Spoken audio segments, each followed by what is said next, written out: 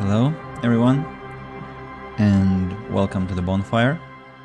Here is Andy, and today we are back to Disco Elysium, and I don't think I'll be spending as much time as I spent last stream talking about stuff. So let's jump to the game exactly, and let me load the last save. It's here. I also want to check that my web camera is on the right position, and yeah.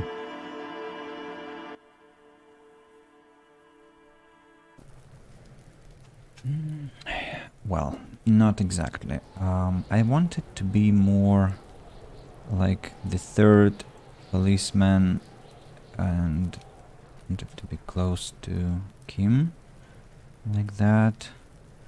Yeah, this looks better, just a bit down. Like this. Yeah, I think that looks much more neat than my previous time, and let's go. So, refreshing what we did last time. We had a lot of quests, and we still have them. Berlin's secret passages, victim's body, fridge we need for this body, then send to processing. That's after we find the fridge and finish the examination. Then the Wild Pines representative, I know where she is. Enter the union boss, that also is clear. Victim's tattoos, someone could decipher them. Should probably talk to people about what? Should probably talk to about two people about them for this. I failed to interpret this anyway. And ask him to tell about the case. Yeah, that we'll do later.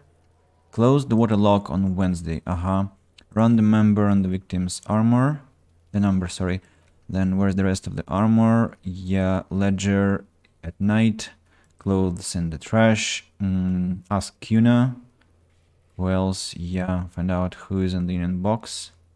And then pay for damages. Who made the call reporting the crime? Find booze and drink it. Nah. Party badge missing. Maybe sing karaoke. Yep. And man, backyard wall.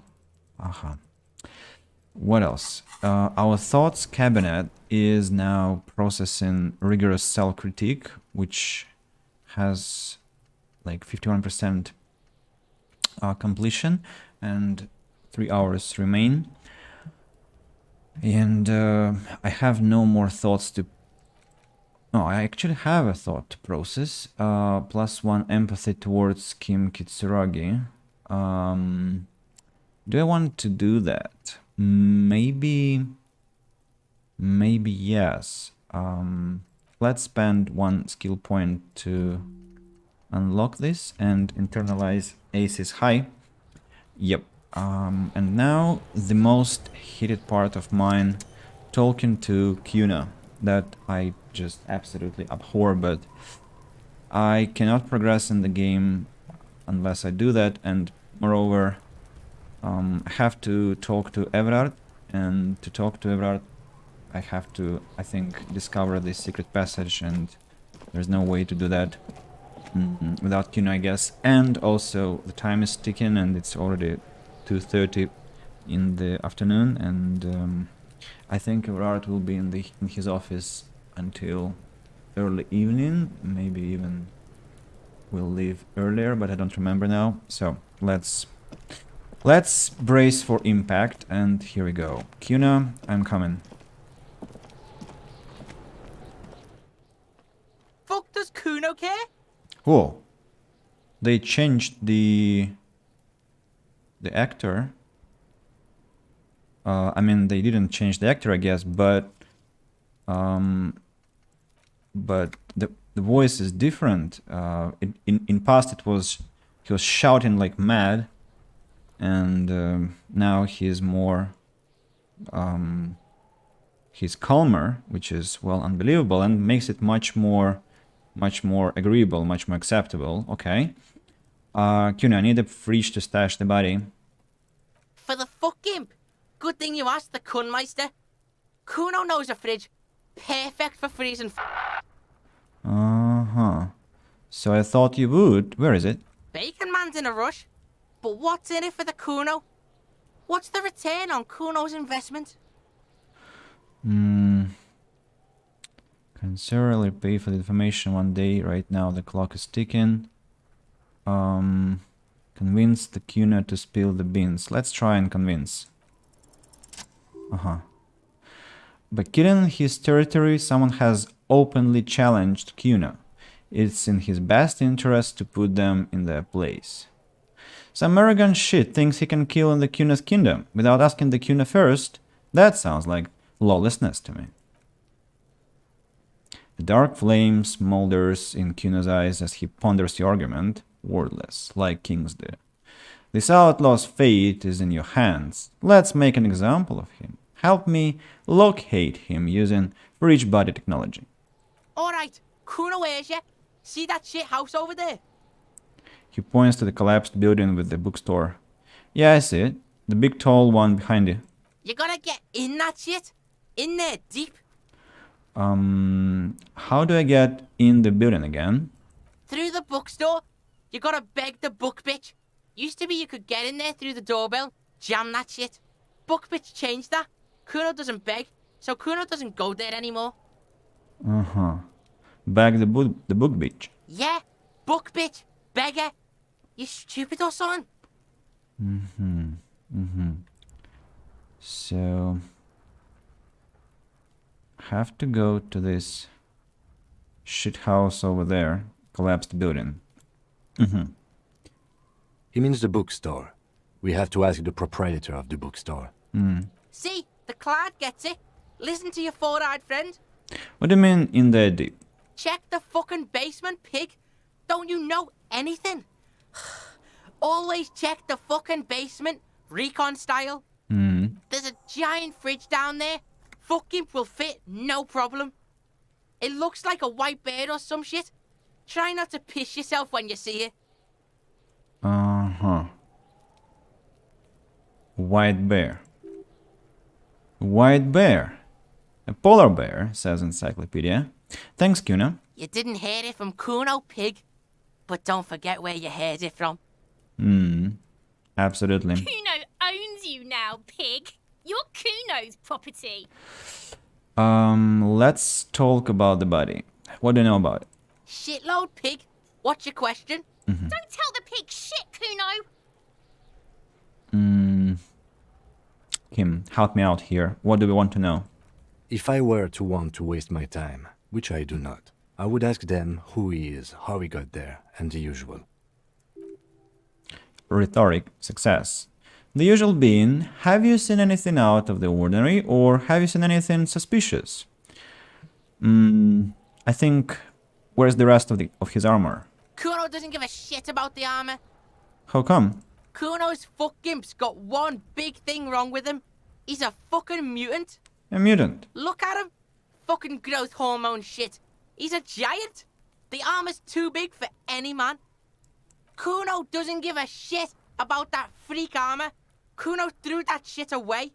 He drills his templates with his fingers in some strange aggressive gesture. What do you mean you threw it away? Kuno tried to get the helmet on. It was too big. He performs a kickoff on the imaginary helmet. Kuno kicked that shit in the sea, rugby style. That shit means nothing to Kuno. You threw it into the sea. Yeah, that shit means nothing to Kuno. Kuno doesn't give a shit about material shit. Kuno's a fucking monk. You wanna fuck on someone about that armor? Go fuck the mustached union fuck. The jolly troubadour shit at the gate. What do you mean, troubadour? Yeah, cock and boot. You know that jolly union cow fucker? Came around talking about cows or some shit. Came around pretending like he cares about cows. So yeah, he's the one you want to talk to.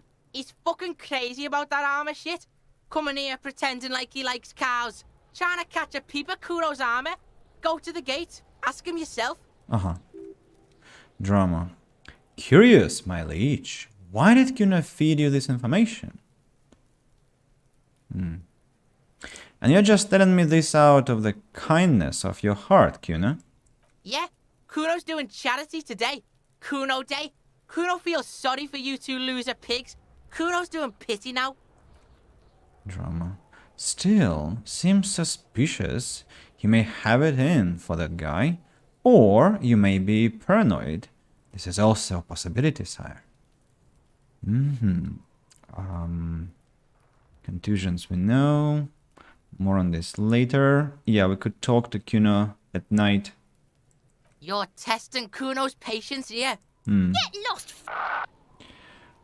I gotta ask, who's Kuno? Kuno's Kuno, pig? The boy points in his chest with both thumbs. Logic says, it's always Kuno, never I. Clearly the kid's using the third-person perspective as a shield.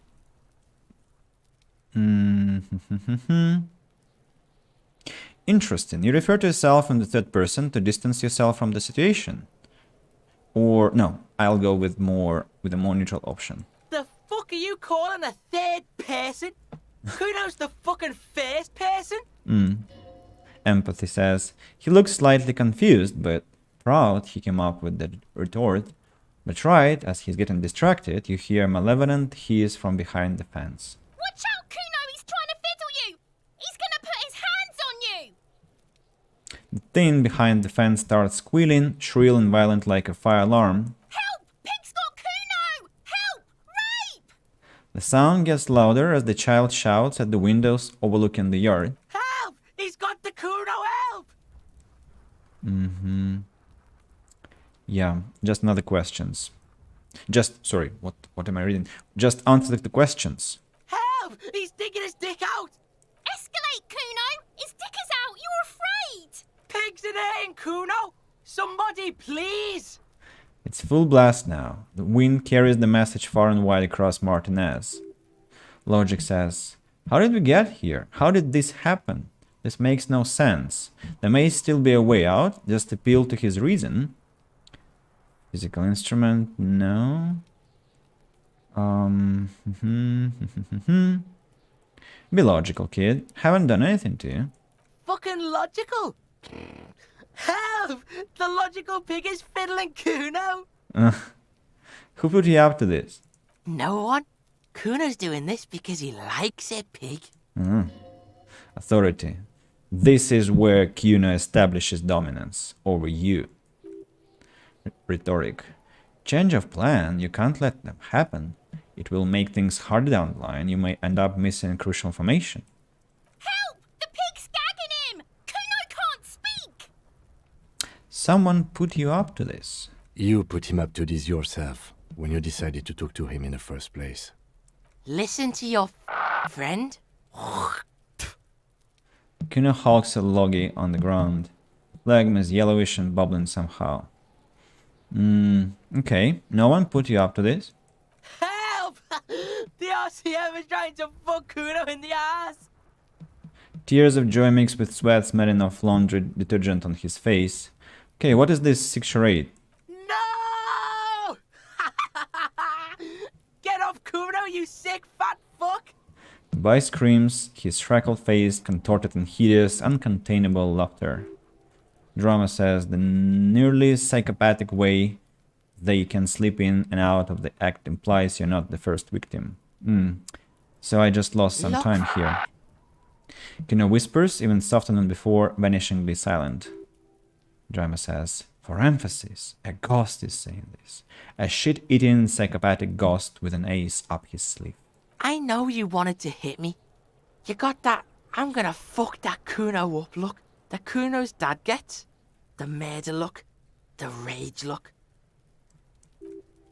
Logic says, relax, he can't read your mind. He doesn't know you were thinking that.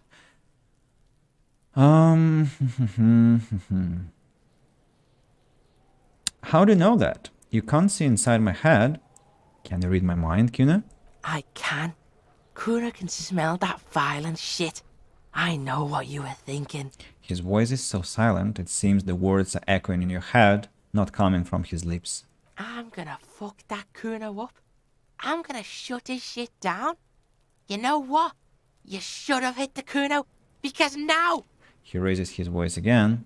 You're nothing. You're a joke to Kuno. Kuno laughs at you.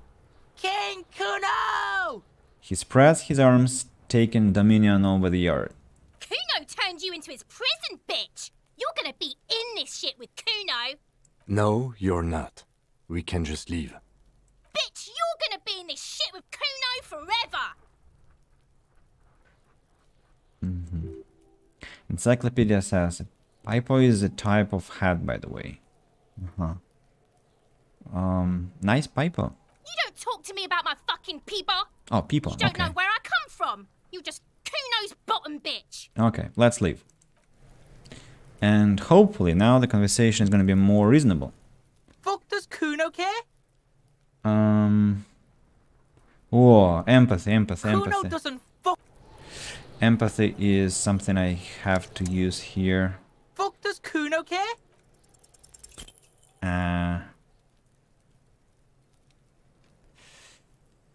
He's on your crime scene, says empathy, bossing you around, and he's been here for some time too. This is where he hands out. Have to get more out of him. He could be useful. Hey Kuno, think you can turn the Kuno down for a moment? Let's talk like normal people. Trying to fuck at the Kuno. Trying to fuck at me. Trying to fuck. Kuno only gets higher. It's faster. Can't take the Kuno. Stay out of the reactor. Kuno gonna fuck you! Empathy says, normal is not what you got here. You've got to work with what you have for now. Have to put skill points into empathy. Kuno Alright. doesn't fucking care. I'm glad for you. So let's put some points into empathy. Can I? Yeah. Okay. 1 point spent. And let's try again. Fuck does Kuno care? Really? What's going on? He is an ungovernable youth on your crime scene, throwing around incendiary language, trying to push your buttons. And pain threshold says, like you don't have enough on your plate. You feel a sudden surge of self-pity coming on. I don't know what to do anymore. I'm just a busted old piece of meat. This case is all I have, and you're not helping. Take the pain, fucko! Take the bad! The child's not grinning. It looks more like a wolf baring its teeth. Smelling weakness. She loves it. You heard that, see? Porco wants to talk about how he can't hack this shit. Porco wants to move in with Kuno. Don't let him move in with us, Kuno!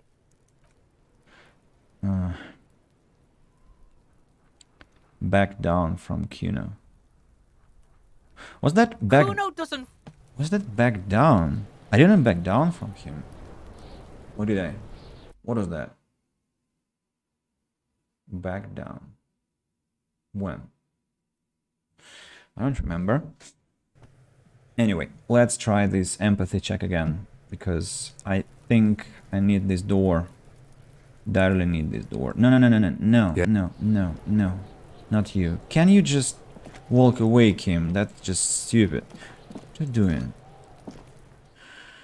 Fuck does Empathy. Kuno. Alright. It's not Kuno, it's Kunes. Interesting. How? Kunes is by far the worst of the two. Kuno has no problem being near you, but the other hides behind the fence, afraid for your life. Like she's done something very bad.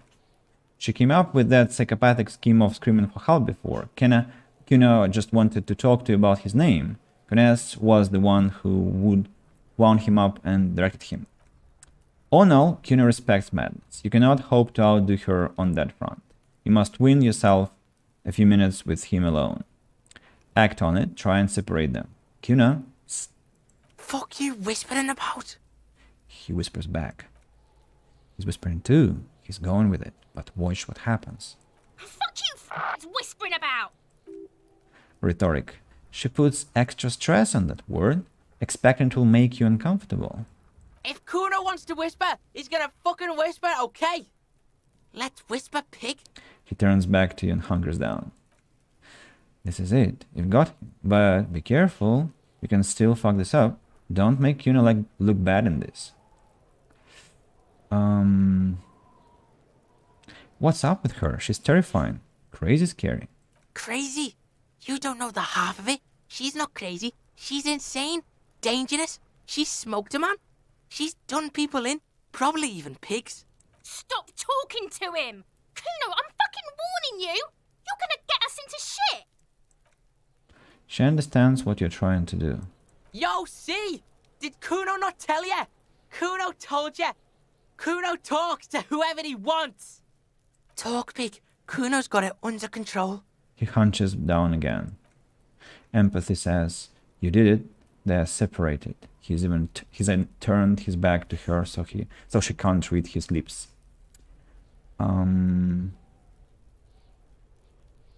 What's that language she uses? No. What do you mean she smoked someone?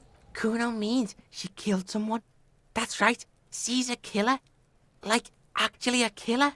He stares at you intently. Drama says, he's meant everything he said before, but right now, he not only means it, he's sincere. What if she has Kuno? That would explain things. Fucking yeah. Kuno knows you don't want to face this right now. This dark shit. Kuno faces this shit every day. Makes Kuno's skin crawl. She's probably killed a pig too. I mean, I'm pretty sure she has. Come on, she hasn't killed police officers. I knew you pigs were too naive for this shit. Good thing Kuno's got her under control. Kuno keeps her calm. He feels eyes on the back of his head and stops. Logic says, a cop would be too large for her to overpower, but a determined child of her size can still kill the vulnerable, elderly, the homeless, or other children. Kunes, the creature peers at you both from over the fence. There is something searching in her eyes. Kuno, do you think it's possible that she's killed other children? Kuno falls silent. He doesn't look at you when he replies. Kuno, that's it. That's what Kuno is starting to think, yeah. Do you think she has anything to do with the dead man? Yeah, she would have liked to fuck him up, but she didn't. Kuno wasn't around, and C was with Kuno. Where were you? Look, Kuno's gonna put you at ease. We didn't do it. He speaks the truth, my liege, says Drama. You said she's insane. Yeah, she's psycho. None of that kiddie psycho, cat burning shit. She does the real deal. What's the real deal? Snuff radio shit. Believe me, pig, you don't want to know. Rhetoric says, and he doesn't want to even think about it. This isn't just another boast. What's that language she uses? Napakimpi, Fagari? Fuck knows. She says it's the song of her people or some shit. What people? Crazy people. The fucking Nakis. I don't know. Encyclopedia says, sounds boreal, like something from the tundra or taiga-covered Katla Isola, far away from Isola, I think they say here, far away from here, as far as possible, really. Do they have red-head people here? There? You mean evil little red-haired people like her? Yes, they do. The Ceres have the ginger gene. Kuno, could she be Ceres? Ceres? Like that man from Helmdall shit? She could be. She could be that Helmdall shit. Encyclopedia says, Hevashal does have a small Ceres community, or she climbed into a yuckberry crate and was shipped over accidentally. Now, is she your sister? Fuck no, she's not my sister. She's just a stray who got in, like a mad dog or some shit. Stray? Yeah, she was just there. He points at the apartment building behind the fence. What was that, Kuno? Little one twists her neck, looking at the building. She was in the hallway, dripping wet, by the fucking shoe rack, in the dark.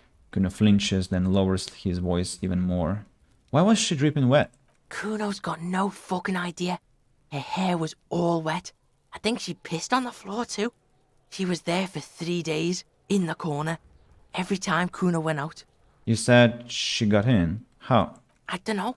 Someone left the door open. Kuno comes home and she's sleeping under the desk, under the pile of clothes, like a dog. What about your parents? Kuno's dad doesn't give a shit. Doesn't even see her there. Or thinks it's fucking Kuno. Shit's all on Kuno. He points at himself. How are you dealing with all of this? How's Kuno dealing? Kuno's dealing just fine. He doesn't need you fucking with any of it. C doesn't either. Kuno's got this shit under control. He spits through the gap in his front teeth. She needs professional help. You can't do this alone. Listen. C is Kuno's go-to. Kuno's protecting her. You fuck with C. You fuck with Kuno. You threaten her. You threaten to take her away. This is what it all comes down to. He needs you to take him seriously now. I'm going to kill you. I'll run when you put the cuffs on her. Sneak up on you later and fuck you up. You understand? The boy looks you in the eye. Black people's trying to focus. I can respect that. Alright. Now we can do business. Business. Yeah? What do you want? Kuno can hook you up with... He starts, no longer whispering. Oh, don't hook him up with shit, Kuno. See? Relax. He respects the Kuno. Kuno made him respect the Kuno. You respect the Kuno, you get all kinds of shit. Kuno's gonna get you hooked on illegal narcotics if you run a little errand for the Kuno. Get you hooked, pig. Get his hook in you. Then Kuno gonna get you hooking for more. Cash in big style. Pig hooker. And shit, you can even fuck back in Kuno's kingdom. Kuno saw you sniffing around that fucking pile of Eternite. It's a secret door, okay? Just pull it off and fuck back in there. He concludes the invitation with a benevolent nod. So, we, I think, now unlocked that door that we wanted to open. Was that about running you an errand and illegal narcotics, Kuno? Kuno gets it from his dad. Kuno and his dad are major suppliers. That's where Kuno gets his lightning on. His eyes bulge. His eyes bulge. Their veins reach out like tree branches. Problem is, Kuno and his dad had a little falling out. Now junkies clawing at Kuno's door. Streets going mad. Kuno's got to throw his dirty popo man at it. Okay. Dirty popo man is you. In there is Kuno's violent dad on steroids.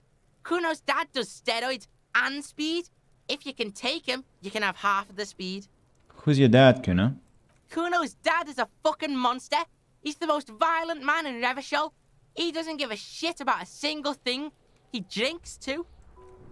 Endurance says, are you sure you can take the most violent man in Revachol? In your condition? How much material are we talking about? Like half. He says very confidently. How what? A baggy, but like in this vial. That's half a gram, sir, says Visual Calculus. Half a gram. Yeah, half a G. Want it or not? The confidence is unwavering. I've made up my mind, Kuno, and this is what's going to happen. Okay. Kuno's listening.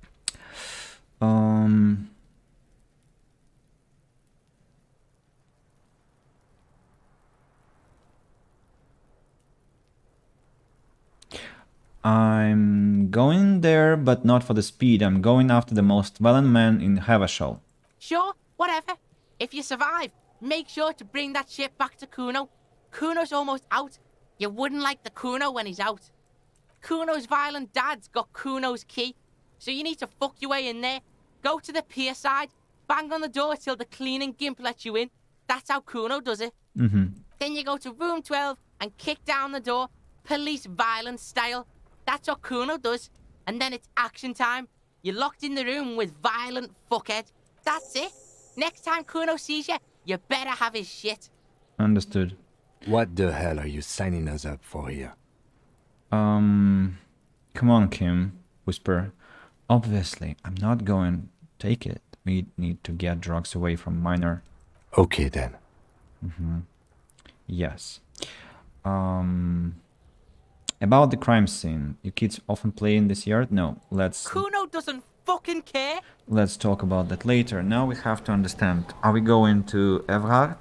Or we're going to the bookshop to freeze the body? I wonder if we're gonna have time for that. Well, let's first freeze the body, because if we don't freeze it, it will decompose. If it decomposes, then we will fail to investigate more. So, bookshop it is. Now entering.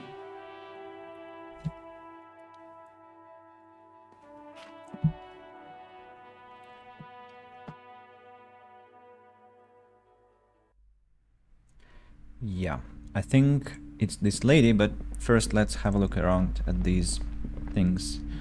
The book collects national recipes of Arda. They are all about like trout. Then old sports magazines tucked away in dark corner. Then this has what? No, later. This one has gift books and molten candy. I hate that I cannot actually explore fully because I'm limited on time. But okay. This one, a quaint picture book brochure, very colorful. Then it's a tome of fascist magic, rather candid. And so this is all interactable. Map wall. Wow. So much stuff. Another boring book just discarded here. Okay. So can I go to the underground, to the basement? Closed curtains. You see a set of tattered curtains blocking the way to another room. A strange cage-like trinket dangles from the curtains. Excuse me, officer. The back room is strictly for employees only. She calls out from the counter. Shopkeeper, what's behind the curtains? Nothing. Now please go back to browsing the books. Don't you feel compelled to look at the books? The books are all you care about. She fiddles with her pendant. Conceptualization says, she speaks almost as she's trying to put a spell on you, urging you to buy more books. Oddly enough, the more she tries to draw away from the curtains, the more alluring they become. Pull open the curtains. Just as you're about to pull apart the curtains, the petrified voice of the shop owner cries out once more. Sir, don't touch that. I told you it's off limits for the customers. Her hands has closed around her pendant, her fingers nervously playing with the talisman. Parapsychologically speaking, we're done if you decide to open them. I won't be held responsible for the consequences. It's too dangerous. Perception, hearing. She looks away, mumbling. Why is everyone always messing with the curtains? Why can't they just buy books like normal people? Ma'am, this is different. I'm a police officer. I need to get in there. Why? It's not like anyone was killed there. She stops abruptly as her hand flies over her mouth, baffled by her own bluntness. I am sorry. I don't mean to be so impolite. Just please don't go there. I can't allow that. You'll only make things worse and unleash the powers. I don't care. You can't stop me. I'll open them. No! Please just talk to me, officer. Come here and let's talk this through before you decide to do anything extreme. She raises her hand to try and stop you. Rhetoric says, talking is always good. Go see what she has to say. And Inland Empire says, there is something mysterious about the curtains. Be careful. You see a tattered set of curtains and a polyhedron-shaped cage-like trinket. Rip them apart, this time for real. As you see a dimly lit room full of dusty furniture and trash.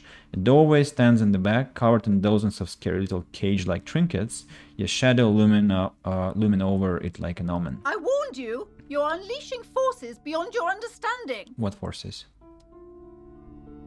What forces? There isn't anything here. Ghostly silhouettes of hairdryers and vaguely androgynous portrait of a man. Have a suspicion that there is some kind of a creature below. Or the door. Heavy door, with a missing handle stands before you, covered in dozens, if not hundreds, of little oddly shaped trinkets and charms. It appears to be locked. Knock on the door. Only an echo. Okay, break down the door, I guess.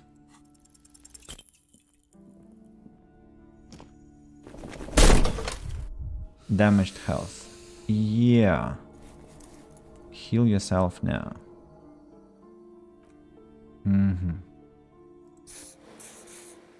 Oh shit. Whose moronic idea was it to just run through the door? Don't you know that things like that hurt?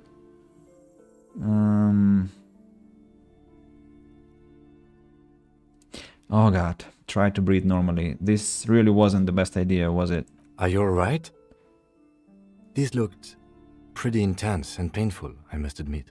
Lieutenant steps closer, his eyes soft and worried. What is going on there? Are you really trying to break down the back door? An upset, high-pitched voice calls out from the bookstore. I warn you, don't tempt the spirits, officer. Don't tempt the spirits, or you'll damage the holy wards on the door. You can hear her take a frightened step backwards. It barely looks like you've done any damage to the door, however. It's still locked and closed, covered in dozens of little charms and trinkets. What? Have to increase my pain threshold. Okay. Let's do it like this. So can I try again? I just increased my pain threshold. 17.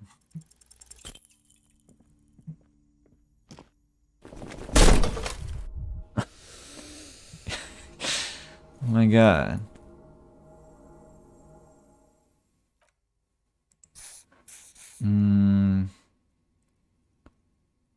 I deserve this. My body deserves to suffer from being this weak and disappointing. Please don't cry. Please don't cry. Are you alright? What is going on? I warn you. So, what the hell? How do I get inside? Okay, let's load and then talk to this shopkeeper. Maybe it will talk her into opening that door. Because apparently I'm not physically ready to slam it open.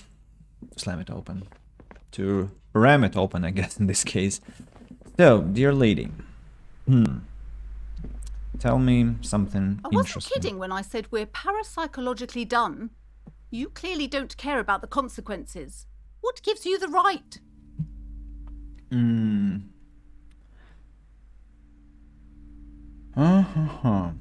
I'm the law. Don't expect my help from now on. The back door is locked and I threw away the key. I won't trifle with such forces. She fiddles with her pendant. Do look at the books, though. The books compel you. You may be able to make up for this by buying a lot of books. I hope you're a voracious reader.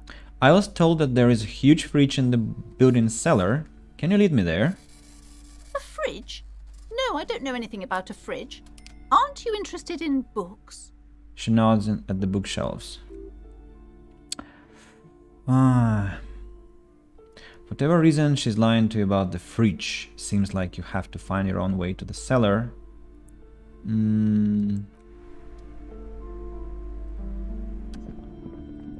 That's mad.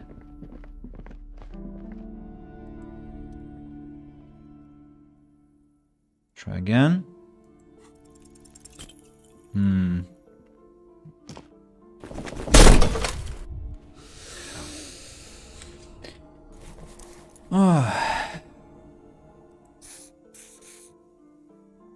Are you alright? What? I warn you!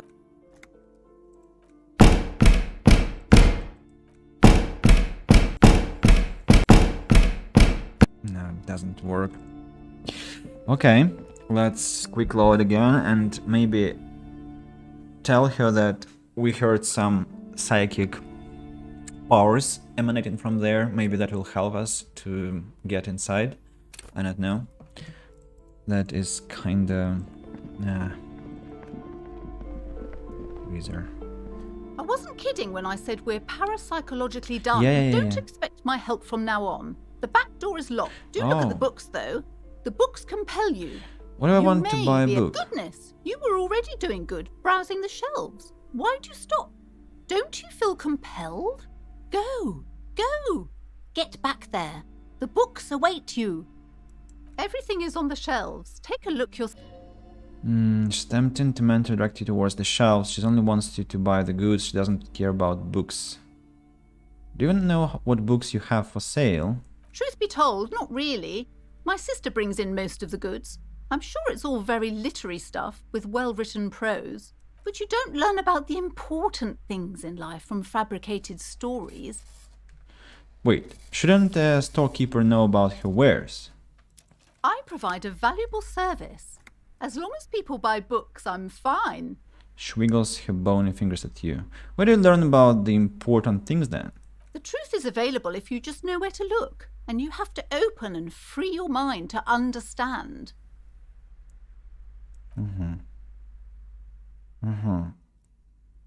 Who's the little girl standing outside? Annette, yes, my daughter. I hope she wasn't slacking off again with her nose in science fiction. Tell me, was she at her post doing her job like a proper girl? Yes, of course. Wonderful. Did you talk to her? Not really. Why not? Was she not friendly enough? Were you not compelled to talk to her? I don't know, I just walk right in here instead. Or, no, let's use this third option. I was afraid she'd call me, like all these kids around here. Sir, watch the language. My child would never do such a thing.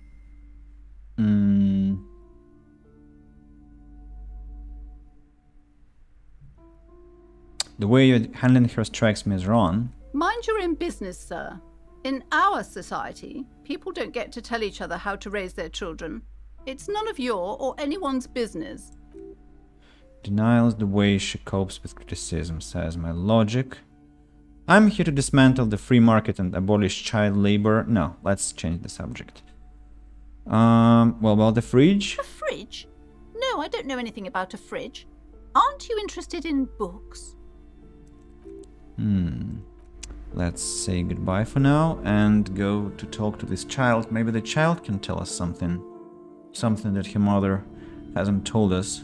And I remember what the child says from my previous playthrough, or let's say like first day of the playthrough, and that's why I remember that the child wasn't really happy with standing in the cold. So... Hello, sir. Step right in. The store is open. Hello. A young girl with chubby red cheeks waves at you, smiling.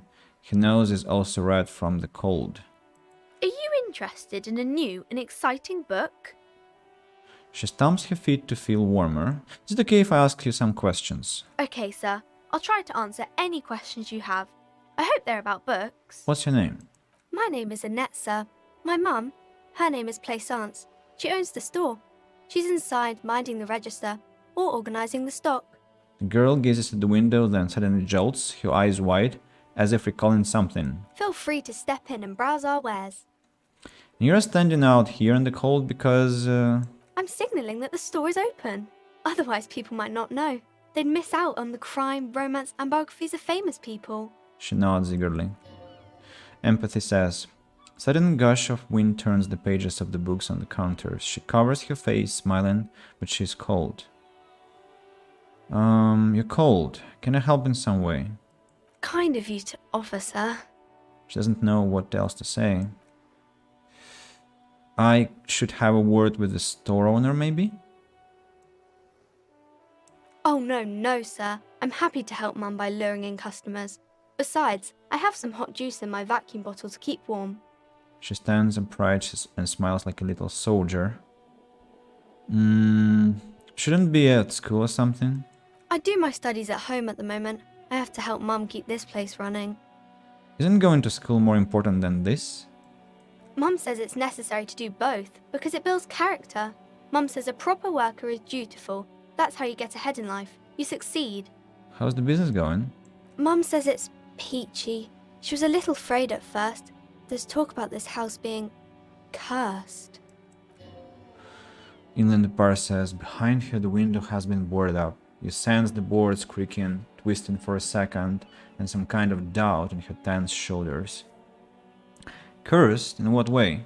Cursed in the way that makes them say that no business has ever really thrived here, sir. That they all go...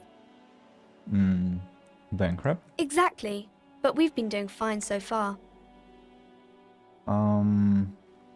This sounds rather serious. I should probably look into this. Narrow your eyes and look through the creaking boards on the window. We can go into the bookstore and ask about the case. but I don't see much more to look into here.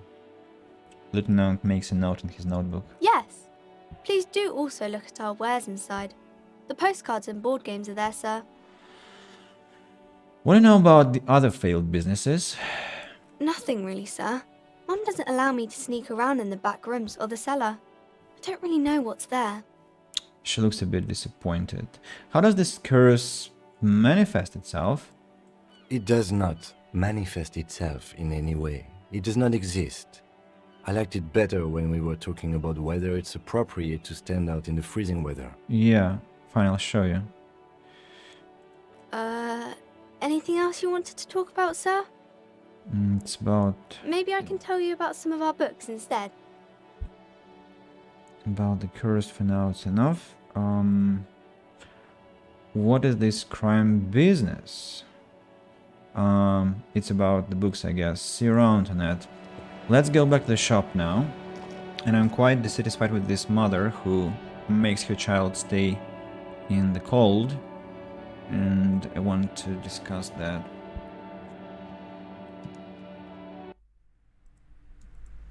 So, dear lady, Hello again, esteemed officer. the girl And welcome outside. to crime, romance, and biographies of famous people. The girl outside mentioned that this place is cursed. Cursed? Who said that? Annette? I will have a word with her. This place is not cursed. It has a robustly magnetic energy. Good for commercial activity. My business is thriving, sir. Rhetoric says, what in God's name is she talking about?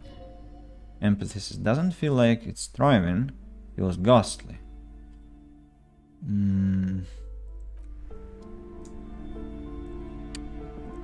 So, what is it that I can do?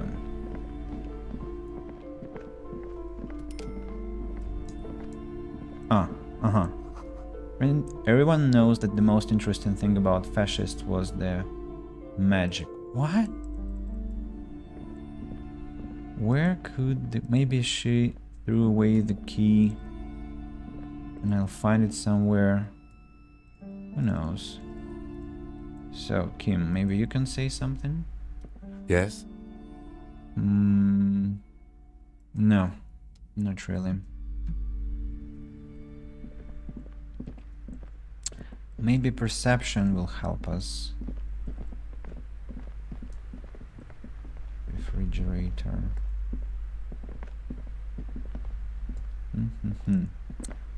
Okay, maybe a flashlight will help. If I walk with flashlight, it will show me some. But I don't think there is this mechanics that flashlight shows anything. Let's save the game now and try and open the door. 8% it is. Don't want to spend my health points. Why can't I use this crowbar? Pry bar, I'm sorry. Pain threshold. Break down the door. Why can't I use this pry bar? I wonder. Okay, let's go back to the street. Maybe Kuna knows something.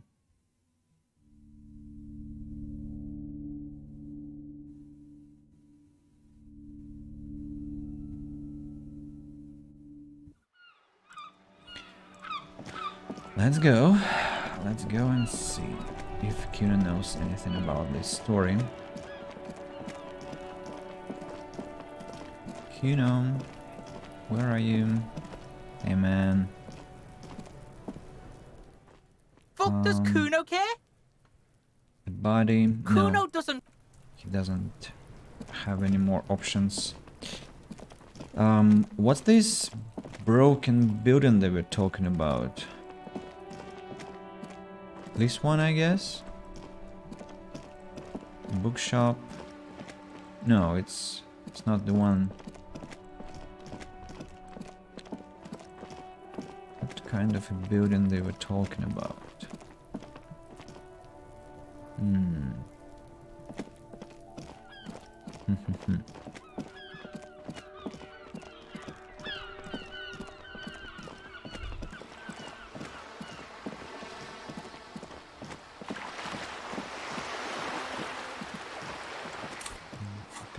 to change into a plastic bag. Change to the plastic bag and collect bottles if I find any. So the broken house, I think they meant this one. And somehow I could get there. Don't know how. And so any doors opened? No. This one maybe? Also no. Okay. Let's now go and talk to Everard, I guess, to this union leader, while he's still at work, and then come back and talk to somebody else. Strange bookshop, actually. Very strange. What? Yes, the book is titled Man from Hemdall and the Wildfire. That's nice. And that is... It takes willpower to even read the author's name, Jan Kaus from Igaunia. I hope I read this right. This game has an awful lot of things I cannot read properly because they're either non-existent or because maybe I'm terribly uneducated, maybe, who knows. So this one is what Kuna told us about.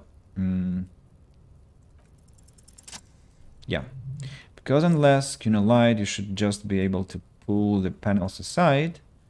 Pull the panels aside.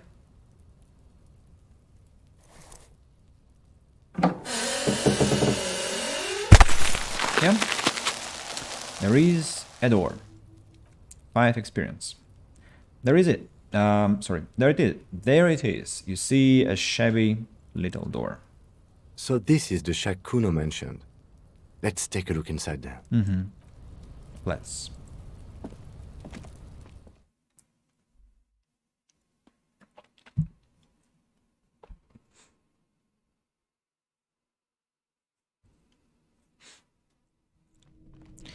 And inside we have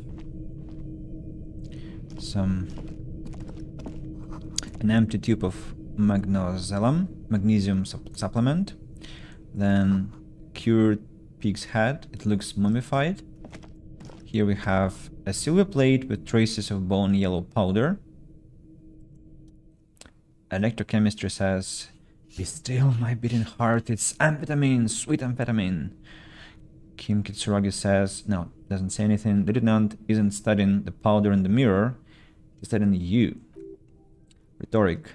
There is a good, vague way to ask where he stands on drug use, professionally, I mean. Someone has taken narcotics here. Perhaps the police should interfere? Perhaps not. This is below our pay grade, detective. However... He points to the ladder in the corner. See that ladder there? It's probably another way into the industrial harbor, no? A secret path the local kids use. Yeah, of course. And this one is... The poster says, get out of the way or get fucked up. And inside we have 40 cents. Nice, let's go up.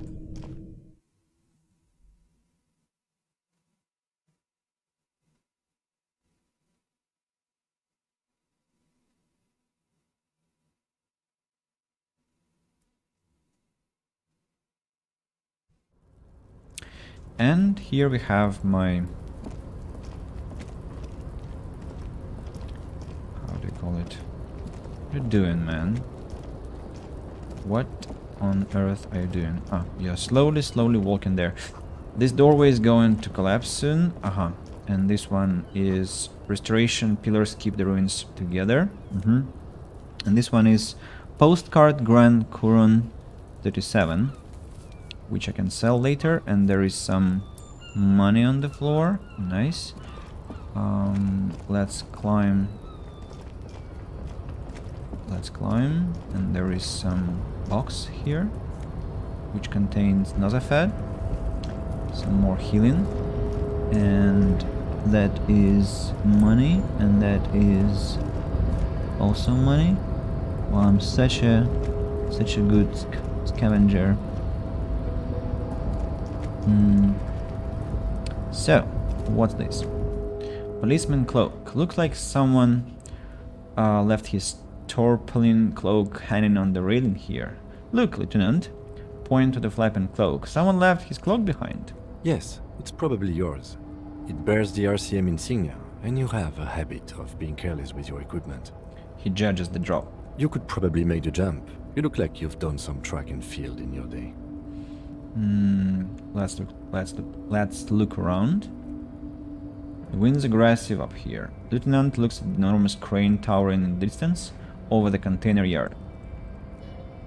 The look in his eyes is a mix of engineer-like interest and the wonder of a 6-year-old seeing a horse for the first time.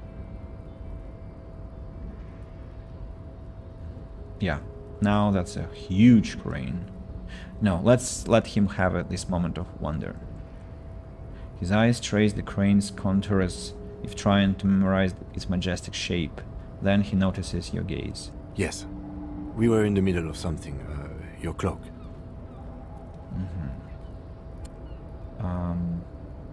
What exactly are we doing up here? I was under the impression we are on our way to meet the king of this castle under siege, Everard, one of the people we're interviewing. This way we may be able to get around his henchmen. Or it could be that we are just exploring. He looks around, wind rustling his hair. Empathy says he's thinking you've forgotten where you are again. Do you really think this cloak is mine? Should I go for it? Jump? The cloak? I do think it's yours, yes. As to whether you should go for it? He looks over the ledge at the cold pavement below. Well, it doesn't seem too dangerous. 2 meter stops. Whenever you're ready to do it, I'll be right behind you. Conceptualization says the cloak looks like a bag of goodies floating in the wind. Who knows what its pockets may hide? Not right now, because I think before I jump I have to remove my boots and remove my trousers. And can I put something on that will improve my savoir-faire? No. Gloves. Interfacing. Suggestion. Yeah, now I have what kind of 2. Savoir-faire 2. Probably the jump should be easier now with 17%. Not really enough to be a success here, but last time I managed to jump with I don't remember, 27% I think. Maybe I still have something I haven't noticed. Gloves, no. Reaction speed. No, nothing. Actually nothing. Okay, let's just jump with this 17%. Negative, I guess.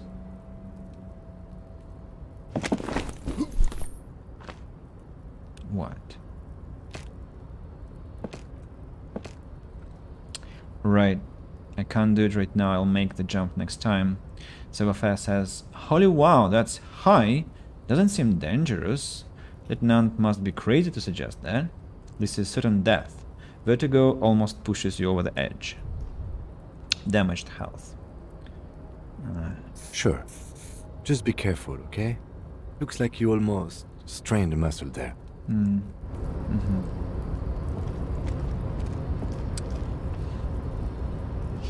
Oh.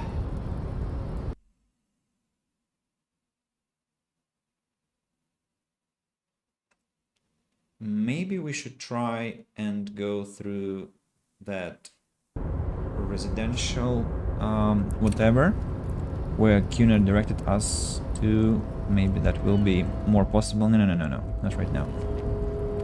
Let's go back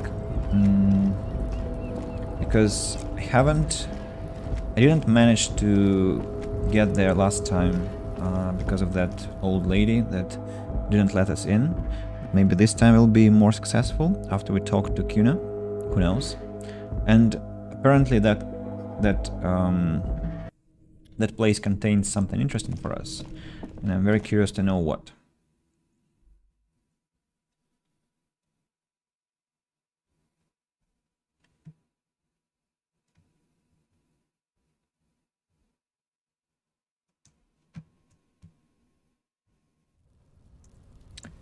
Well,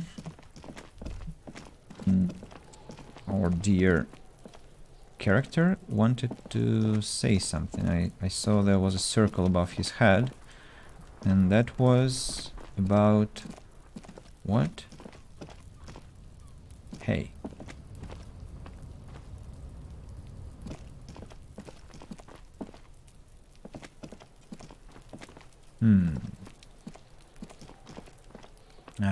And we also have to put on shoes and trousers, not to walk like that.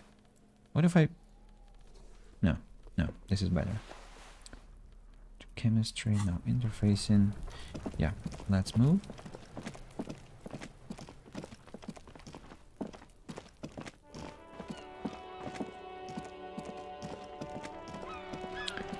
Move here.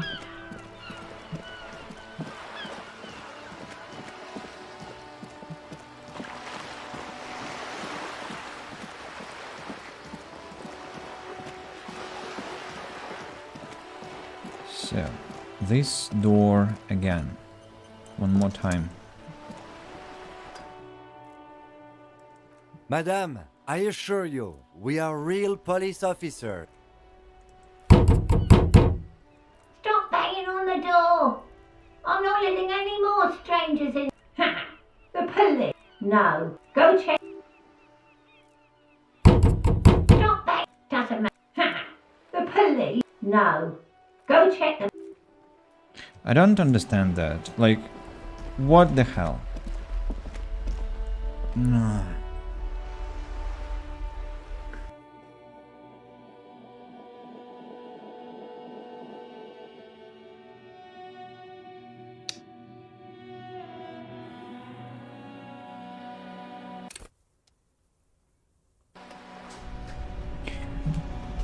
All right, so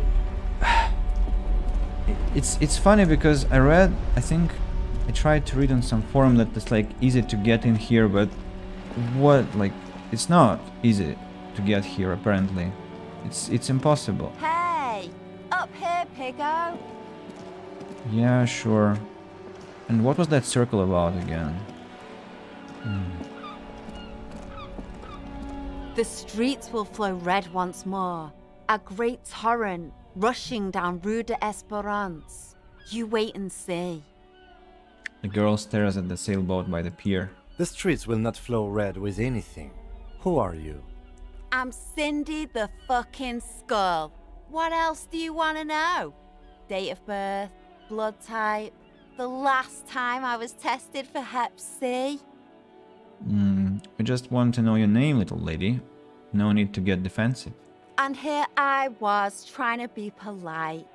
Just can't win with you pigs. Despite the sass, she puts the brush aside. Conceptualization says, brush, an artist. The red splatter is urban expressionism. Catch you later, Cindy. Watch your back, ungulate. You've got eyes on you. That's also cool. I just want to know how to get inside this freaking area. How to get into this industrial whatever. I mean, that sucks. You don't want to let me in. And now this door is not interactable? What? Seriously? Ah, so I was just pressing the right key. And that starts this circle to whirl. Interesting. But what for? Now, why is this door not interactable anymore? No, seriously? Tools. Now it's interactable again. Another way It's into been the a week building. and now they show up? Yeah, could I talk to you, man, maybe? Oh, I could! Smoker on the balcony. See a young man on the balcony nursing a cigarette. His eyes have been following you for a while. Not looking for any trouble, officer. He says in a quiet voice. Despite the cold, his shirt hangs unbuttoned on his frame. Drama says, "It's the voice of someone who has something to hide, my liege." You hiding something? Speak up. This is the police. There's no trouble. I'm just speaking in a lowered voice. He says, sotto voice. Sotto voce. I don't want to be seen talking to the gendarmerie if that's okay. I just want to finish my cigarette. Don't let him go. This could be a witness. The balcony has a great view of the whole thing, says visual calculus. Actually, the gendarmerie really needs to talk to you. Is it really that important? He asks you, adjusting his shirt. All right, but make it quick.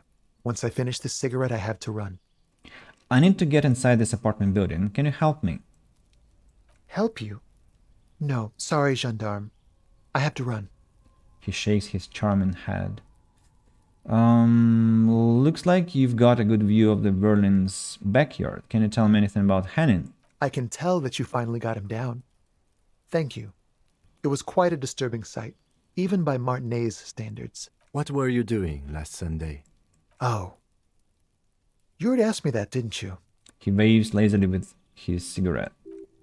Wait, is someone else investigating the lynching? Did you? Asked Tim. No, not you two. Some more muscular type. And when did you speak to this more muscular gentleman? Lieutenant takes out his little blue notebook and writes something down. Last week? I don't know. Look. He looks around the courtyard again. Snow blankets, the old patio chairs and dead house plants, and all the neighboring windows are black. Conceptualization says, a downy blanket of white to cover up the miserable poverty of the scene. You didn't answer the question. What were you doing last Sunday? I had a friend over. What kind of friend? It was my Sunday friend. What's your friend's real name? Did he see anything? Something. He doesn't reply, gesturing no with his cigarette. Under the grey skies, snow continues to pile on the neighboring windowsills. Can you tell me your name? My name? My name is Martin Martinez. That's definitely not his real name, says Rhetoric. You're not actually called Martin Martinez, are you? No, of course not. Could you please lower your voice? He scans the courtyard. It's silent like at the bottom of a well, every sound captured and reflected back. Alright, we'll talk later. No. We won't. He takes one last drag of his cigarette before stubbing it out on the snowy balcony with a dying hiss. Now, if you'll excuse me, I really need to get going. Let's try suggestion. Ooh, that's where we could use our suggestion. Success. This isn't the place or time for questions. Who knows who might be watching from the distance, hidden behind the curtains. Hey, listen.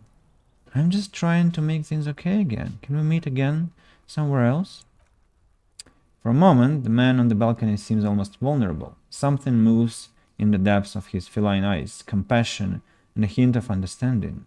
There is snow gathering on his hair and on his shoulders, a speckle of white against the purple that hangs loose on his slender frame. I am sorry, but I really don't have the information you're looking for. His voice is soft and deliberate. With a flick of his wrist, he sends the cigarette butt sailing over the rail. But hold on, what's that? For a split second, his hand lingers, as though gesturing towards a stone placed right next to the front door. It's a sign. Good luck with the investigation. He walks away. What stone? Placed right next to the front door. So somebody's watching us? He's gone. Lieutenant puts away his notebook and turns to you. We should run after him, see where he went. No point in running. Tenements like these often have multiple exits. If he doesn't want to talk to us, then he'll know how to hide himself. So we just give up? He could be a witness. Him or his Sunday friend. Either way, we need to look into that muscular type who's asking about our case. He did leave us a sign. Did you see that? He wanted to draw our attention to that stone right over there. Lieutenant nods towards a small rock on a soggy patch of grass. If we find a way inside the building, we can ask around for his apartment. Great, let's do that. So the stone was this one. I guess a key is there?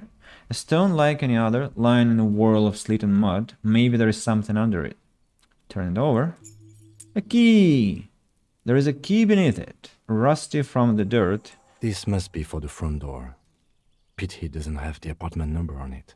This building has many apartments and the man can be in any of them. How are we going to find the right one? We'll just have to go in and see. Put the stone back. So the front door is the one that we are now standing in front of, I guess. Yeah. Right. Success. And I was already about to enter a tantrum about the game, which I happen to have occasionally. So this location I haven't been to yet, and where's my plastic bag? Because I want to be collecting bottles. There is a trash bin here. Inside I see...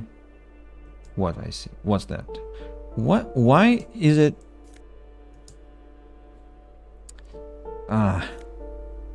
Flip up glasses the auditor.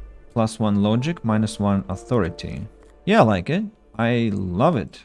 Authority I don't need. I don't use it. But logic I need to solve the cases. Solve my cases. And now logic is 6, which is nice. This box is filled with cleaning chemicals, smells of laundry detergent. And this one is eviction notices and missing pads are plastered on top of each other. This one is an old shoe rack, boots, sneakers and old slippers. What is Harry trying to convey? Nothing. So some doors. Inside we see these shower curtains are covered in some sort of slime. Some money inside.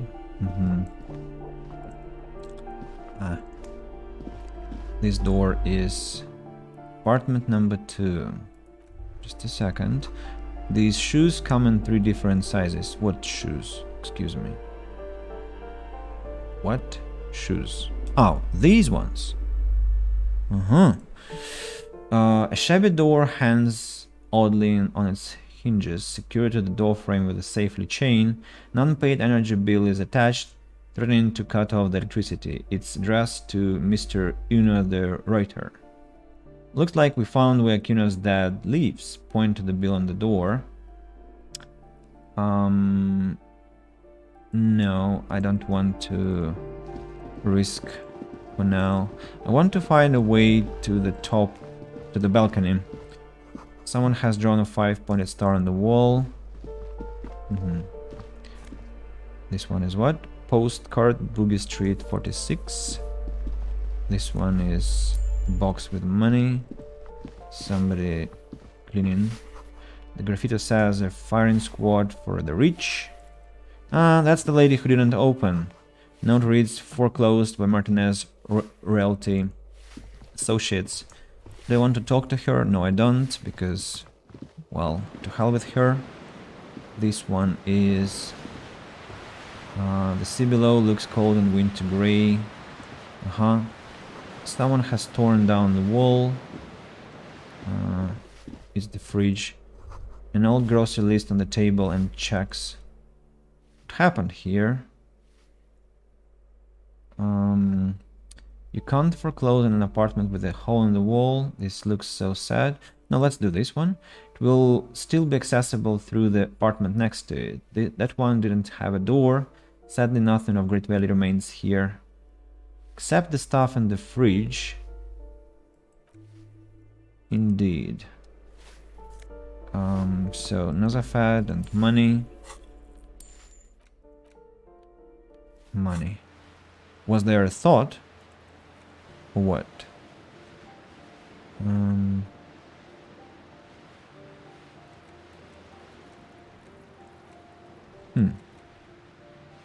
I don't know. So, can I use this fridge for the man? I guess not. I guess not. This door is closed. Oh, balcony. Balcony. Why I was so blind? Balcony. So then I go up.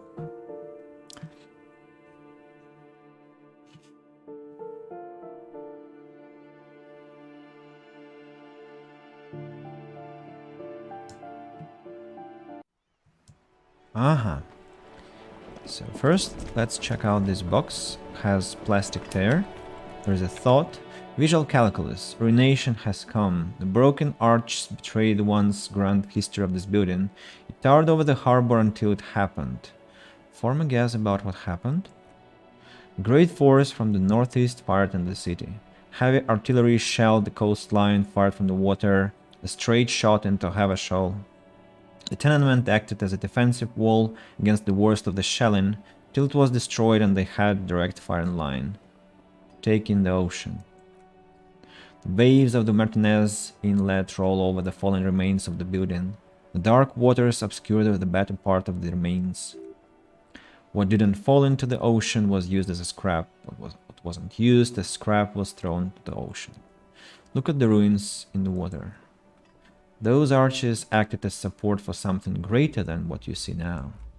Only 3 stories stand where 9 to 12 once did.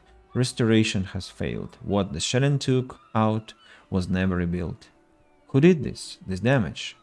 A fleet, the combined armies of Occident and Grad, with masked volunteers, a 5-nation army, hundreds of vessels. The massed airships down in the Bay of Havashol. The artillery was so powerful the ships not only required gyroscopic stabilization, they were anchored into the ocean floor as well.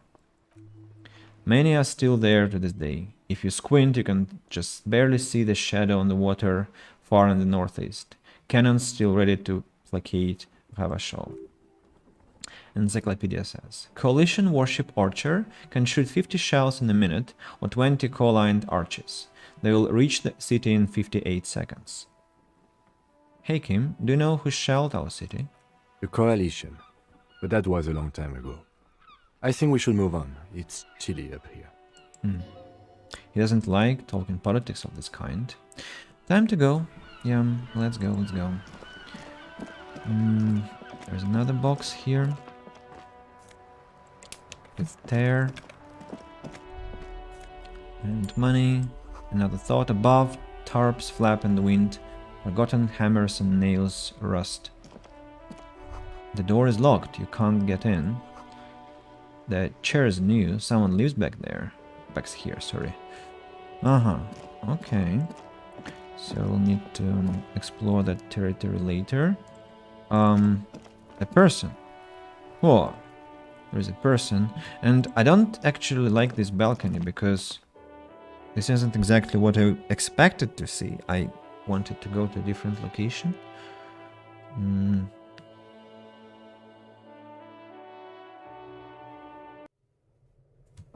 Whoa. What's that? Closed. Pour l'homme laboraire jeans. Chemistry reaction speed. No, it's not what I wanted. To get enough coal to last for several winters. Smells of chemicals. Someone has been sleeping here recently. Cindy? Cindy. Yeah, I know who we're talking about. That artist with red paint.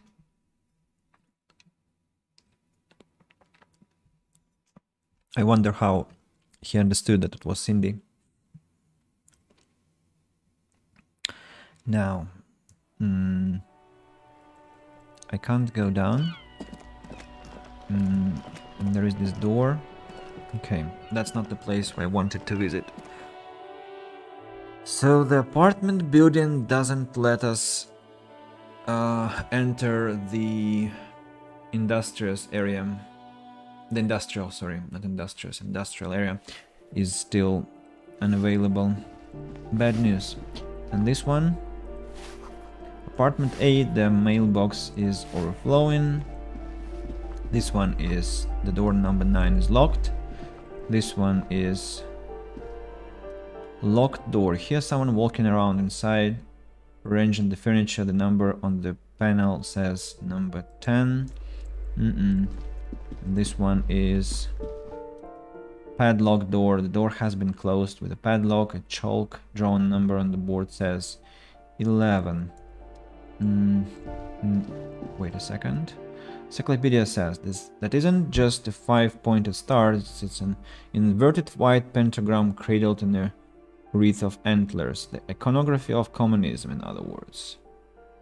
Look out, Kim. There are communists around here. I'll keep my armistice handy, detective. He doesn't actually reach for his gun. Inspect the symbol closer. The star and antlers was developed in the 6th decade of the last century and quickly adopted by Mazaf and the commoners during the revolution. Even today, half a century after, the star and antlers retains the ability to evoke hope, disappointment, and fear in equal measure.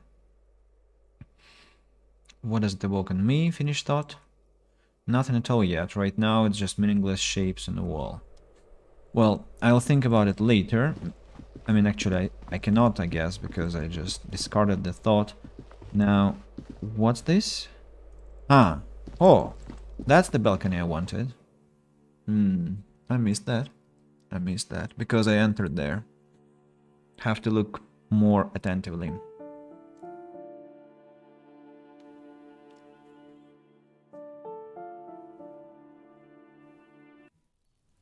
Yeah, that's the place. So first of all, let's loot. Or some money, I guess. The breaker box is full of cigarette butts and electric wires.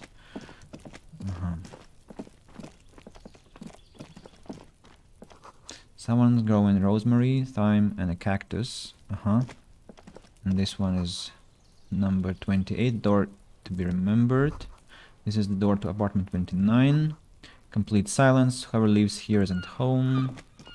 And this one, this is the door to apartment 30. Voices from within, singing along to some Beyond Dance track. And that's it.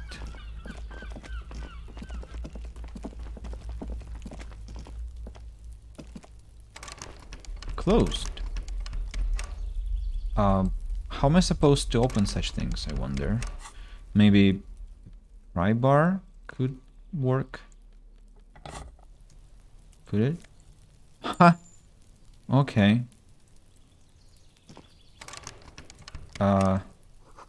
Just a door, nothing for you here right now. What do you mean, nothing for me here right now? What does it mean? So, how do I get there? It's still impossible, right? Too bad. Too bad. I thought I could get here from the apartment block. And I cannot. Yeah, then let's look for some other solutions. For example, what? Maybe that, yeah, let's go to the rally, rally location. Maybe we'll see some options there.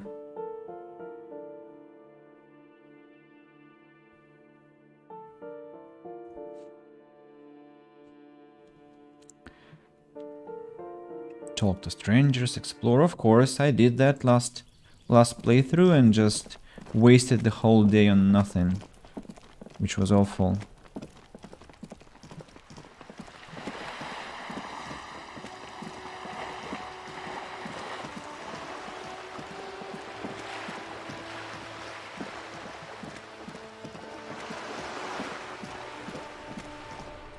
This fog of war that constantly reappears, it's quite a strange thing actually.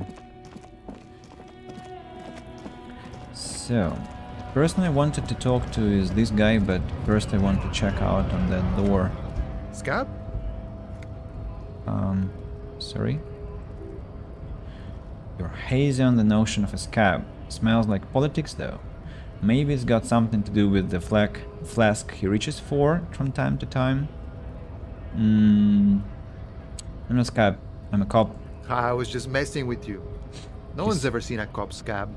His smile deepens his wrinkles even more. Imagine, you cops going on a strike, but then another cop comes in and says, let us cop for less money.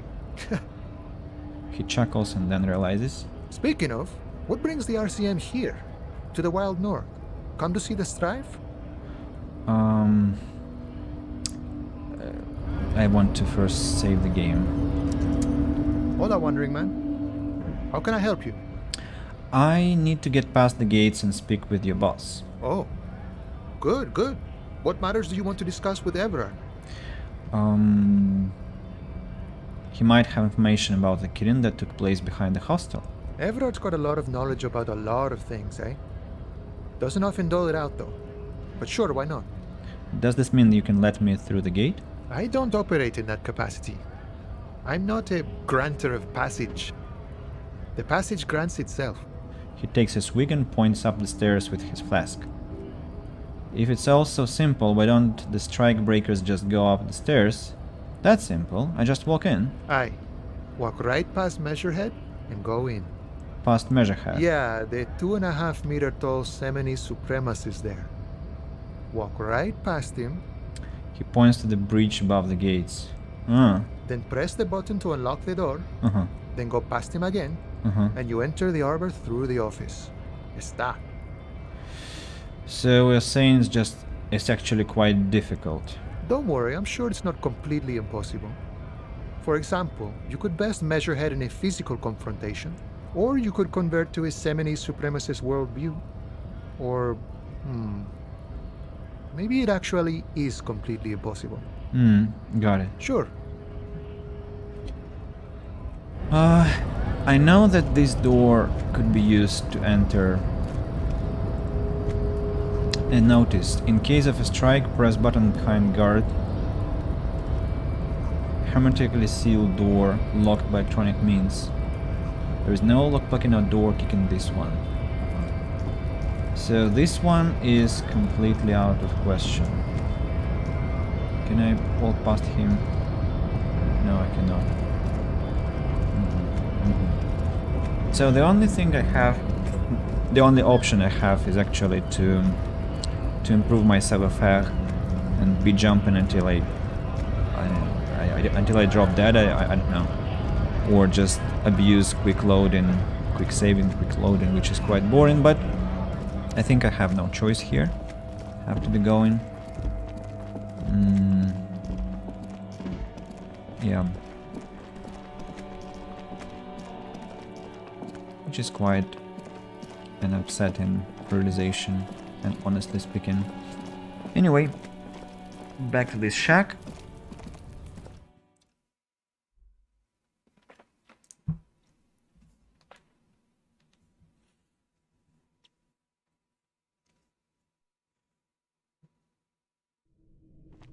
And then upstairs.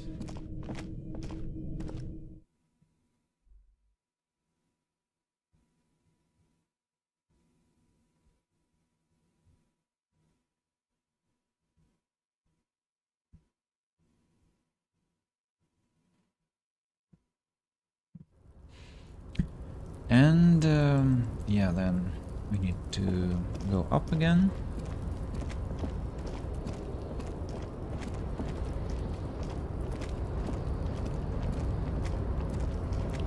And put on, actually take off the shoes and trousers, I think, and invest 1 point into savoir-faire. And 1 too. So let's first try and jump without these boosts. What's the percentage? 17%. Let's try. Oh! Here we go. Success. Challenge and success. As you leap in the air, a chilly breeze engulfs you, sharpening your senses. Close your eyes, let your senses take in the world around you. Ankles tingling from the tension, blood rolling in your ears, ready for your rendezvous with the concrete pavement below.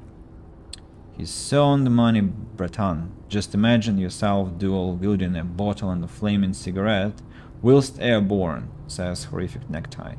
Continue the voyage through the salty air. As the concrete floor welcomes you, you realize it's been a while since you felt so alive, alert, capable. Must be the adrenaline. Hell yeah! My climbing might not have been as disco as your jump, but can we still get an aces high? Lieutenant exclaims.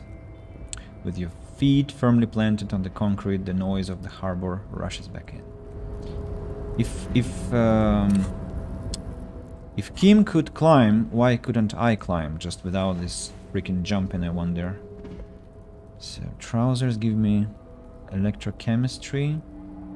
This one gives electrochemistry and reaction speed decreases. Now reaction speed I think is better.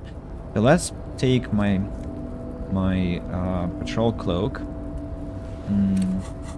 And instead of giving Esprit de Corps, I can also get Shivers as a bonus. So that's nice. Collecting rainwater. I'm glad the rainwater to be collected. At least 3 packs worth of cigarette butts. Numerous empty bottles of Commodore Red and potent Pilsner. Inland Empire. All those empty wine bottles and cigarette butts on the ground. Someone partied really hard here. Did I do this? Well, yes, I think we can say with relative confidence that it was you. This is really sad. I must have been miserable. Yes, this scene isn't exactly ripping with joy. Let's just move on. I agree. Let's collect bottles. It's a lot of bottles. Kim, can you not obstruct my vision, please?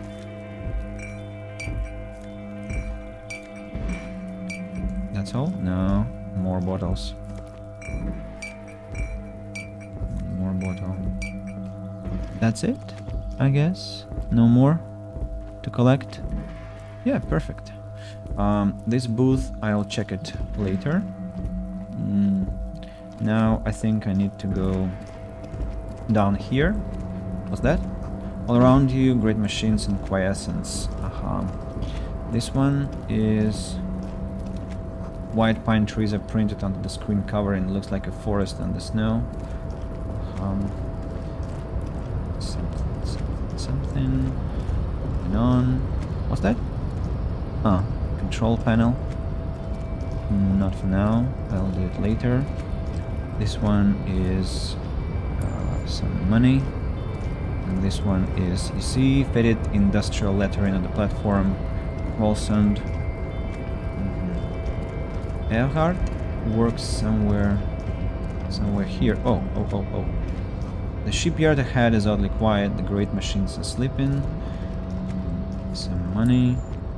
I've already collected 18 reals and 67 cents, which is quite amazing already. Now 19. Industrial sized thermos, smells like burnt coffee. Something here. Another money bunch.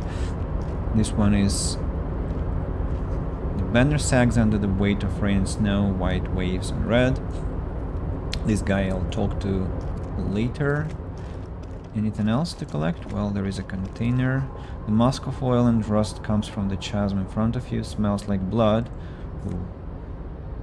Fallen Ultra Series gloves. Half-Light. Half-Light is more useful now than interfacing, at least currently. So I want to also see what this is. The speaker tower is silent. There is no work to organize in the yard below. Yeah. Now I think we can go and talk to Mr. Everhard. I hope he is inside.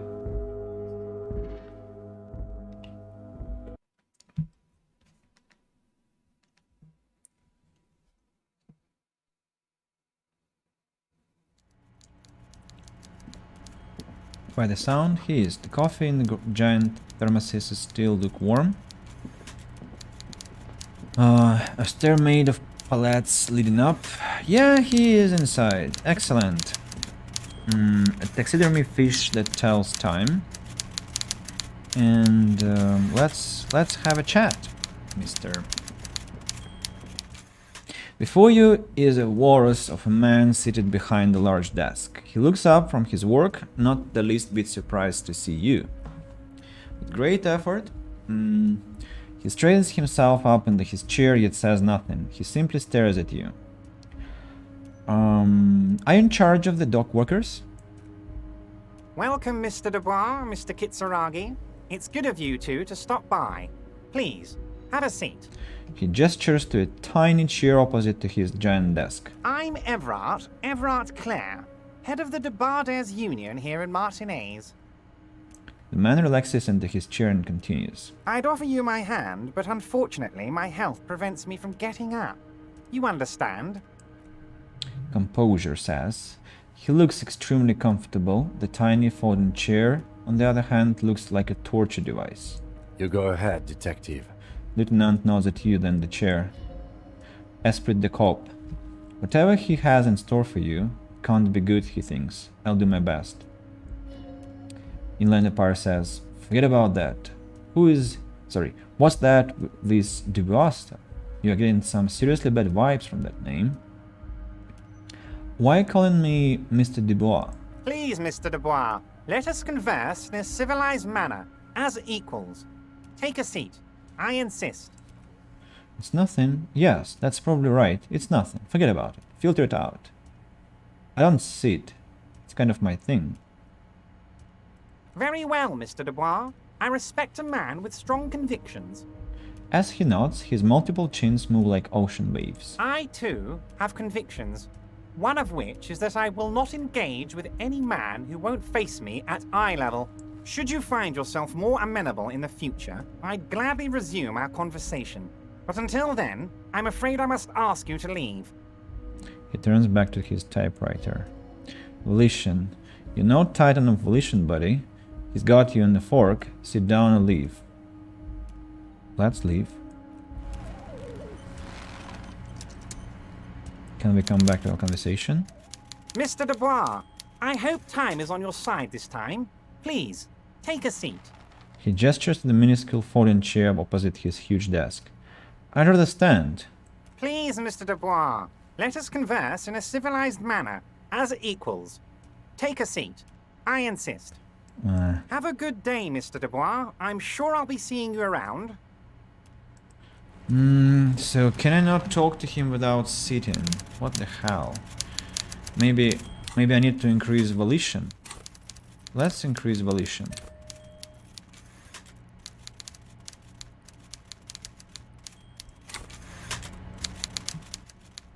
Please, Mr. Dubois. Very well, Miss. I, too. Should you find yourself...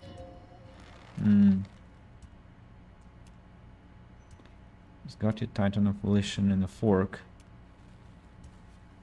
Medium versus your total. That's a nasty play. Okay, let's increase volition once more. What will happen? Please, Mr. Dubois. Very sit. well, I too. Should you find... Remain standing and don't go anywhere. Don't give up, but don't leave either. You're going to have this conversation on your terms, you just need to remain headstrong. Remain standing and don't go anywhere. Everard starts whistling a little worker song. He really is trying to ignore you, or will you, out of existence. Stand strong. Lieutenant stands right next to you, not showing any signs of impatience or boredom. I see you are an extremely stubborn man, Mr. Dubois. That ain't necessarily a bad thing. Finally, the big man looks you in the eye and speaks. You did it, says Volition. This might help against whatever comes next. So tell me, how can the head of the Debarders Union help a representative of the Revachol Citizens Militia today? Oh, by the way, I heard you got a rather rude reception from a certain Lawrence Gart. Some people have no manners, it pains me to say. This should take care of that nonsense. He points to a giant novelty check on his desk. It's absolutely comically huge. It should be sufficient to cover your expenses for a few days and patch over your differences with the cafeteria manager. Go ahead, take it. He points at it again. Electrochemistry. Hey, that's 25 real. That's good money. Think of all the stuff you could... comically large. Wait, you know Guard? Yes, I know Lawrence. He's a real character. No union man in him. A real piece of work, that boy is. Drama says. With a grin, he points to the check again. It's like you're on a game show. At least don't thank him for that. Keep it, I'm good. Okay, okay. I respect a man with principles. No handouts, then. He crosses his arms on his ample midsection and sinks further into his chair. Now, I'd like to set your mind at ease about one other matter. Your lost gun. Let me assure you, Union people are on it as we speak. I've got my best hounds looking for that lost gun. His slug-like lips move, but all you hear is an echo. Lost gun, lost gun, lost gun. Half-light. The words... swallowed by a black hole of fear. Only two words escape its gravitational pull. Lost and gun. Drama says, when he said don't worry, he actually meant be very worried. How do you know about my lost gun? I know everything, Harry. Right now, I know that you're worried. Don't be worried. Everything's going to be all right. It's not like you left it loaded. You didn't lose a loaded gun. Local children aren't out there playing with it right now, pointing it into their own mouths. It's in a safe place. I just know it. I have a feeling everything's going to be all right. Composure. Hopefully it will be success. Yeah. Who does this guy think you are? Ronnie the rookie? You ain't worried about no lost gun on paid bill or forgotten name. You are the bad cop. You are probably more corrupt than him. Relax, loosen up, get comfortable. Or wait, that's it? That's my point of pride here. Well, let's go comfortable. You cross your legs and yawn. The fat man does the same, sinking deeper into his chair than one would think it physically is possible. He seems to be enjoying your little display. Good. Now lean in with some corruption. Listen, Everard, pal. Both know what makes the wheels of the world turn. That we do, Harry. Let them say what they will about you and me. We're both born fighters. Nice bit with the chair, by the way, Chuckle. A good way to keep your guests on edge. Why, thank you. It's always nice when a fellow professional appreciates your work. That's it. Now kick back and add a final flourish for dignity.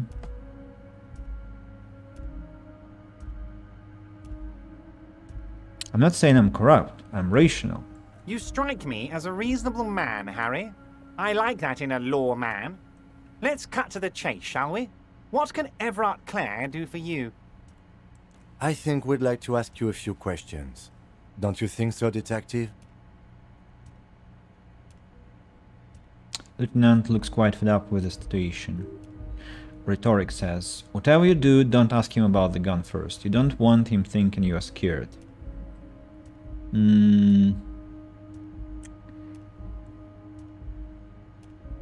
I want to talk about the hanging. Oh, of course. That's your main thing here. That's why you're in Martinez. I know everything that goes on around here, and I would love to discuss it with you. I mean, it's no secret that the lynching is connected to the strike. So much to talk about. Honestly, it's been weighing on me so heavily. I understand you need to interview me. But there's a thing that's been keeping me up at night. I want to talk about the hanging. I mean, if we could just calmly talk, exchange information, we could blow this thing wide open. Yes, that sounds good. Let's do that. But I can't think straight with this thing weighing on me. You're police officers, aren't you? I have a crazy idea. You guys are basically door-opening machines, incredibly talented at opening doors.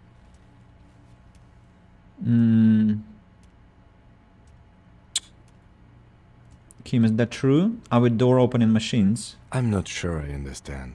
If you're asking us to break down someone's door, it's not going to happen. Come now. I just need you to go open a little door for me and leave it unlocked. A simple thing. Absolutely nothing shady about it. Drama says, an excellent opportunity presents itself, sire. You could win the trust of the arch-liar, pretend to play into his land, then, should you wish, bend his efforts towards your own.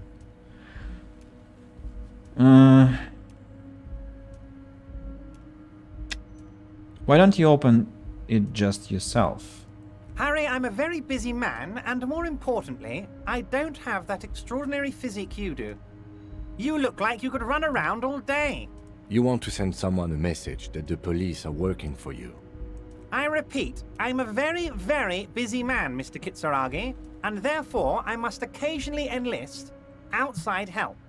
So what will it be, Harry? Whose door is it?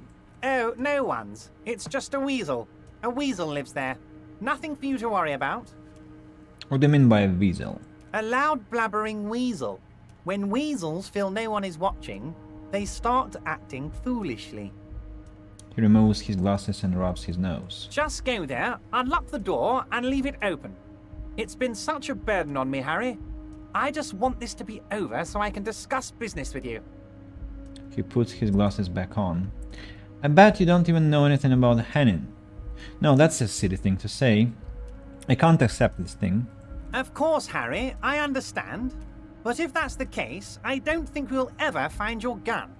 Even worse, we won't be able to speak like equals about the murder. Perhaps this was just bad timing for you. Know that you can always come back to me. I really hope you do. For your sake, my sake, and for your gun's sake too. Yes, we both understand what you meant. Esprit de corps. This may be the only way, he thinks. I won't hold it against you. In fact, we probably should reconsider later.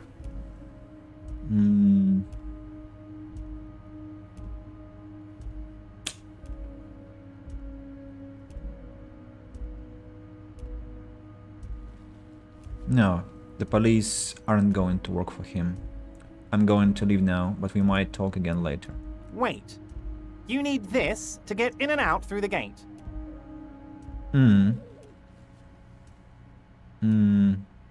Thanks. I was wondering how I'm supposed to get out. Here, you're one of us now. A real red and white union man. Take care, Harry. Aces high. For the rest of the world, the Aces High is just a cool Revachol thing, politically neutral. In Revachol, it still holds revolutionary connotations. Also, have you looked at Lieutenant Kitsuragi's clothes? He wears a bomber jacket, just like the ones worn by aerostatic brigades, and those cargo pants could store tools for hot-fixing your aerostatic. Maybe you should ask him about this. Rigorous self-critique. Here it is. Hard facts from the man you are. You once jerked off in the locker room and were caught. You held a young woman by the arm and kept her in your apartment for 20 minutes against her will. That's right. These are not flights of fancy. These are real deeds, Harry, emerging from the darkness of your past. You tried shooting a fleeing suspect in the foot, but hit him in the pelvis, crippling him for life.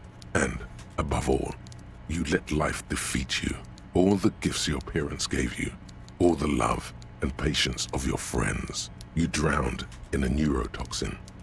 You let misery win, and it will keep on winning till you die, or overcome it.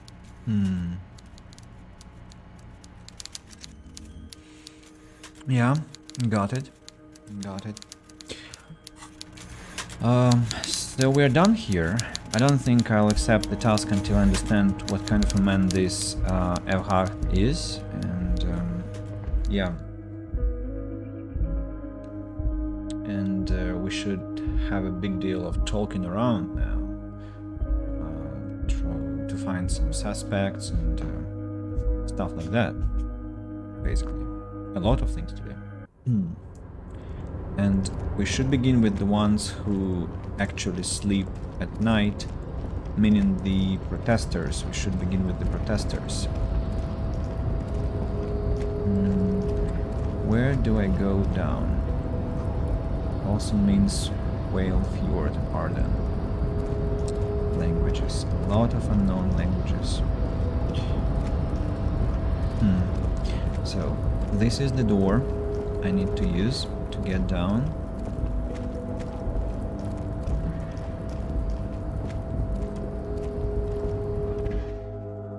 Sea container can't open. Equip a pry bar. This I have done already.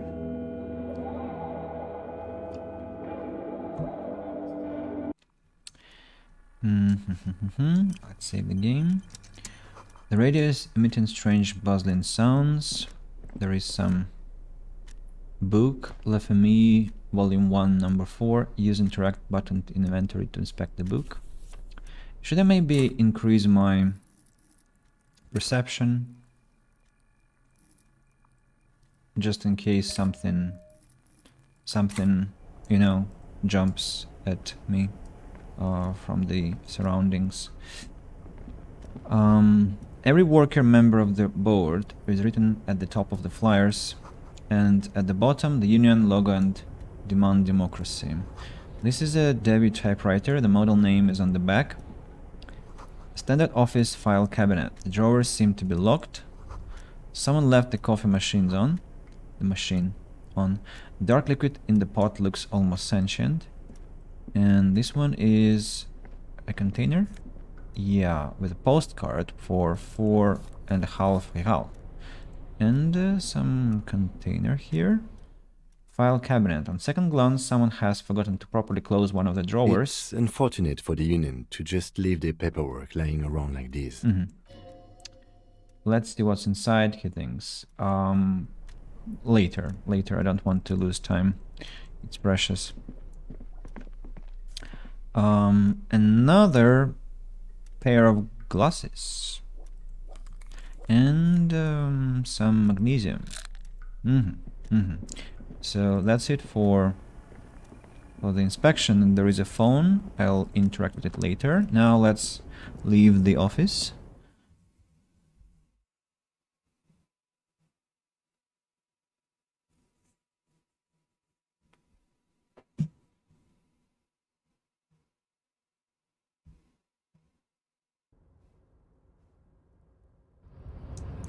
And here we go. Are people still protesting below? Yeah, nice. So we'll have a chance to talk to them. Don't know what work means. I need money. So, plenty of stuff. Can I actually sell clothes, I wonder? I definitely can sell items, apparently. And they have plenty of interactables now. But selling clothes would probably help, and I have 21 reals to, well, to use to buy something maybe. And I think we'll do all the rest of the stuff to be done for the, on the first day of our investigation next stream. For now I think I'll be stopping because I don't know, it's just I'm kind of feeling that it's time to stop for me. So thank you very much for watching, and see you next time, guys, and hello to YouTube for those who will be watching the recording.